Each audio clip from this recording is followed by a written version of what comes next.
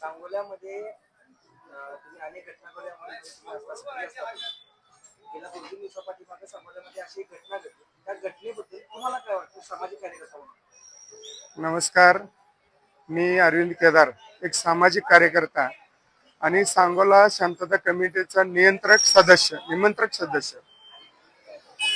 गेल्या बऱ्याच वर्षापासून सांगोला शहर हे शांततेचं शहर म्हणून ओळखलं जात होतं आणि आजही शांततेचं आहे. आणि हे शांततेचं शहर ठेवण्यामध्ये आज इथली प्रशासन व्यवस्था असेल, पोलीस यंत्रणा असेल किंवा इथली लोकसंख्या असेल किंवा इथलं जे पब्लिक आहे ते जबाबदार असेल. परंतु मागच्या 4 दिवसापूर्वी सांगोला परिसरामध्ये सुतगिरणीच्या आसपास काही वैयक्तिक प्रॉपर्टीच्या वादावरून किंवा अन्य कोणत्या कारणावरून काही घटना घडली आणि त्यामध्ये पोलिसांनी वेळेत हस्तक्षेप करून पुढे होणारा मोठा अनर्थ टाळला. कारण त्या मिळालेल्या माहितीनुसार त्या ठिकाणी अनेक प्राणघातक साहित्य किंवा हत्यार त्या ठिकाणी होती. हा, मग अशा पद्धतीचं ही सवय किंवा ही संस्कृती सांगोल्याच्या नाही.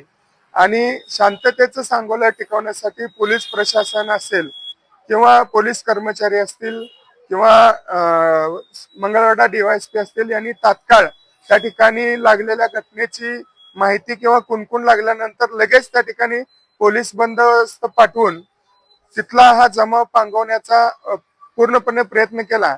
आणि त्यामध्ये काही जणांना थोडंफार मारहाण, जखम अशा पद्धतीचं काहीतरी झालं असेल, परंतु पोलिसांचा त्यामध्ये कोणत्याही प्रकारचा रोष किंवा कोणावर वैयक्तिक द्वेष नव्हता. तर त्या ठिकाणी शांतता टिकवून ठेवणं आणि समाजाला सुरक्षिततेची भावना देणं हा पोलिसांचा त्या ठिकाणी मुख्य उद्देश होता. त्या ठिकाणी त्या दिवशी काही कोयते, कुऱ्हाडी, तलवारी आणि बाकीचे काही मोठे हत्यार आणले होते. आपलं काय अनर्थ सांगत घडला असता का? सांगोल्याच्या इतिहासात अशी कधी घटना घडली आहे का? नाही, निश्चितपणानं या ठिकाणी डॉक्टर भाई गणपतराव देशमुख त्यांनी जे शांततेचं बीज सर्वसामान्य जनतेमध्ये पेरले आणि आपली प्रगती करत असताना सर्वांना बरोबर घेऊन जाणं. परंतु अशा काही प्रवृत्तीमधून जर असं काही घडलं असेल तर पोलीस प्रशासनच काय, परंतु या सांगोल्याचा समाज सुद्धा या गोष्टी कधीच स्वीकारणार नाही.